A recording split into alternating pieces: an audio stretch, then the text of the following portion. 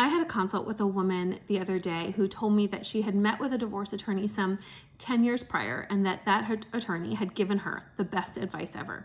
So naturally, I wanted to know what that advice was. Like, what advice is so good that it stays with you for 10 years? And, selfishly, I wanted to know if maybe this is something I needed to add to my repertoire.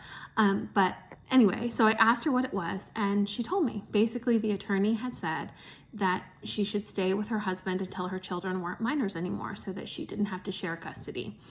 And by way of backstory, it's important to note that there was a history of some physical abuse between this husband and this wife. So that was part of her concern as well. It wasn't just straight up sharing custody, it was sharing custody with someone that she knew, or at least suspected, had a personality disorder and that was prone to kind of violent mood swings and had a potential for violent behavior that he had exhibited towards her, the wife, in the past. And I have kind of mixed feelings about that. I think that's really not legal advice, that's more personal advice.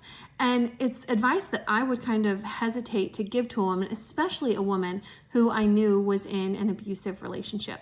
Ultimately, we've all got to choose our choices at the end of the day, and you might make the decision to stay in your marriage until your children weren't children anymore. That's a valid decision and one that I understand, but you also might not. So that's not advice I'd give.